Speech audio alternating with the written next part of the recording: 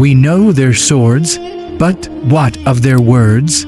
Beyond the clash of arms lies a greater arena where minds met, empires yielded, and faith triumphed, not by force alone, but by a diplomacy forged in the very heart of revelation. In a land defined by bloodlines and blades, a new message descended, a message not for a single tribe, but for all of humanity. The Prophet Muhammad, peace be upon him, delivered it, and the first to embrace it, the Sahaba, were not just warriors. They were the first diplomats of a nascent civilization. Consider their stature. Abu Bakr as Siddiq, a pillar of Meccan society, whose credibility brought the elite of his circle to Islam. Uthman ibn Affan of the powerful Umayyad clan. Khadija bint Khuwaylid, the bedrock of commerce. Their conversion was not a flight from the world, but a profound re-engagement with it under a new divine covenant. Their very identities became the first testament to Islam's appeal to intellect and soul. The call began within the family, the first sphere of diplomacy. Then it expanded. The Prophet Muhammad, peace be upon him, ascended Safa and addressed the tribes of Quraysh by name, appealing to their honor and ancestral pacts. It was a public, courageous act of diplomatic outreach, met with ridicule, but the strategy was set. Articulate the message clearly to all, regardless of reception. Persecution fell like a hammer. Yet, even in this crucible, diplomacy took form. The first migration to Abyssinia was not a retreat. It was a strategic, calculated embassy. The Prophet Muhammad, peace be upon him, chose a land ruled by the Christian Negus, known for his justice. He instructed the migrants to speak of the message of Jesus, son of Mary, to find common ground in the Abrahamic tradition. The Quranic revelation of the time guided this approach. Invite to the way of your Lord with wisdom and good instruction, and argue with them in a way that is best. This was not merely a verse. It was the operational manual for the believers in exile.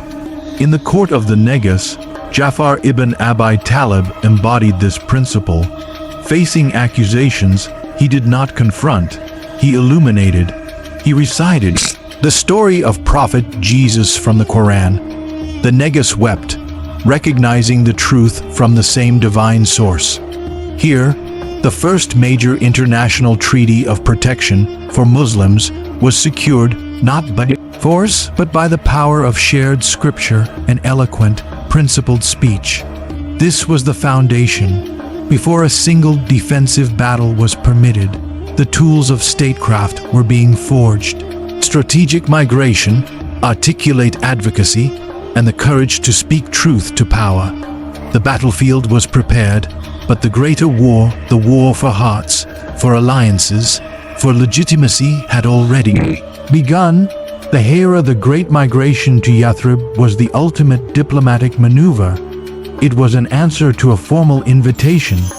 Delegations from Yathrib had pledged allegiance at Aqaba, not just faith but to a political covenant of protection. The Muslim was no longer a persecuted individual.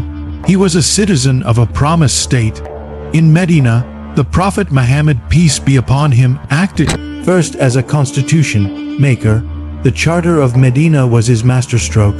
This document, preserved by historians, was not a conquest decree.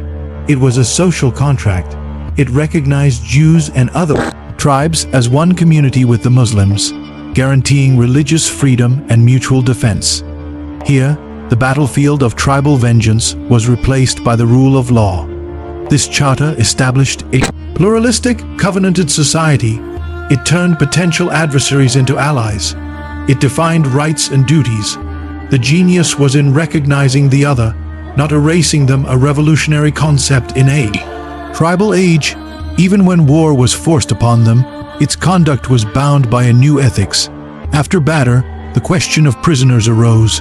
Umar ibn al-Khattab advocated execution. Abu Bakr advocated ransom.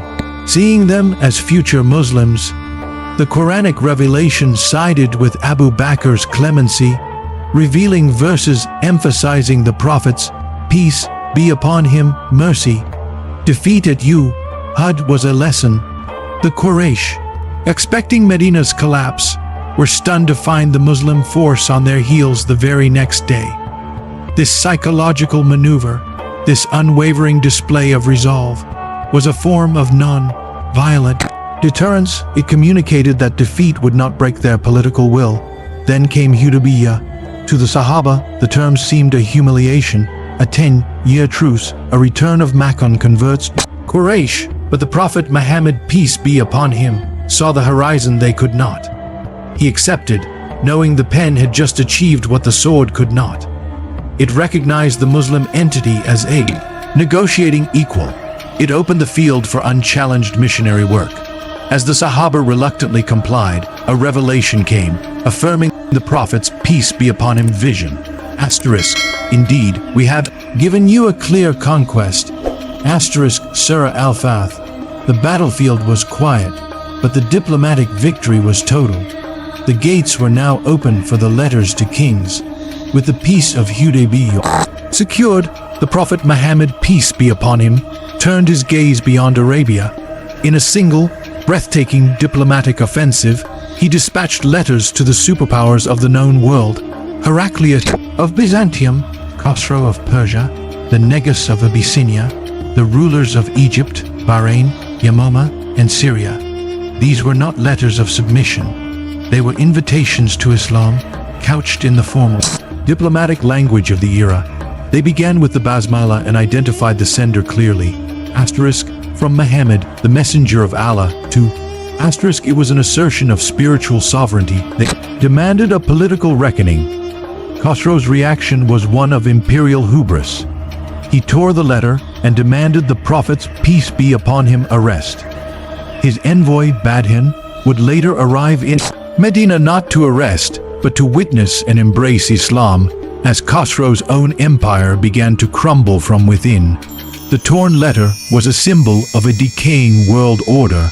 Heraclius, a man of faith and reason, conducted a cross-examination. He asked Abu Sufyan, then an enemy, about the Prophet's, peace be upon him, lineage, his honesty, his following, and the nature of his teachings. Each answer confirmed prophethood, noble lineage, truthfulness, growth from weakness to strength, and a call to pure monotheism. Heraclius's intellect acknowledged the truth, though his political power prevented him from accepting it publicly. He told his assembly, asterisk, if what you have said is true, he will inherit the place beneath my feet. Heraclius protected the Muslim envoy and sent gifts, a tacit, respectful acknowledgement. This was diplomacy creating awe, even in the heart of a rival empire. Each response was a calibration of power and faith. The Negus affirmed. Al-Muqawqis of Egypt demurred, but showed respect. These letters did not merely deliver a message. They mapped the geopolitical landscape, identifying friends, potential allies, and inevitable adversaries. They globalized the Islamic mission. This was the ultimate sacrifice of these Sahaba, envoys, to walk alone into the heart of imperial power, bearing a message that could get them killed. They staked their lives not on a blade, but on a truth delivered with clarity and courage. Their battlefield was the audience hall, their weapon the divine word. The culmination of this diplomatic genius was a final, universal address. At Arafat, in his farewell sermon, the Prophet Muhammad, peace be upon him, transcended all pacts. He abolished the pillars of Jahili, your tribal vengeance, usury, and oppression. He declared the sanctity of life, property, and honor, and affirmed the equality of all believers. It was the Charter of Medina, perfected into a universal declaration of human rights. The ultimate test of this system came with the Prophet's, peace be upon him, passing. Would the state collapse into tribal chaos? The Shura in Saqafa was its vindication. Without a designated heir, the leading Sahaba engaged in a swift, rational, and decisive consultative process. They chose Abu Bakr as Siddiq as Caliph, preserving unity through consensus, not civil war. The system worked. The legacy unfolded. When Jerusalem opened its gates to Caliph Umar ibn al-Khattab, he offered a covenant of unparalleled justice, safety for churches, freedom of worship for Christians, and protection for all. He refused to pray in the Church of the Holy Sepulchre, lest Muslims later claim it as a mosque. This was the diplomacy of the Sahaba, incarnate victory, tempered by a sacred justice that built empires of the heart. This ethic built a civilization where people of diverse faiths contributed for centuries. It was not built on the ashes of conquered cultures, but on the foundational principles laid in Medina and honed in those letters to kings: recognition, covenant, and justice. What is their lesson for us today? In an age of polarization and conflict, the Sahaba teach us that true strength lies in confident principle, not arrogant power. That engagement with wisdom and beautiful preaching is a duty. That treaties and covenants are sacred trusts. That the most enduring conquests are those of conscience. Allah commanded, and hold fast all together to the rope of Allah, and do not become divided. Surah Ali Imran. The Sahaba held that rope with their hearts in prayer and their hands in treaty. They teach us that the battlefield is sometimes necessary, but the true genius of leadership lies in knowing when to lay down the sword and pick up the pen of lasting peace. Their sacrifice was not only in bloodshed, but in prejudices abandoned, in patience exercised, and in words spoken with truth and grace that changed the course of history. This is their legacy, a legacy that calls us to build bridges, not just walls, to offer covenants, not just conquests. The pen of the diplomat is mightier than the sword of the conqueror. Share this story of principled statecraft. Support our channel to bring more authentic, cinematic histories of the Sahaba to light. Subscribe and join us in learning how they truly changed the world.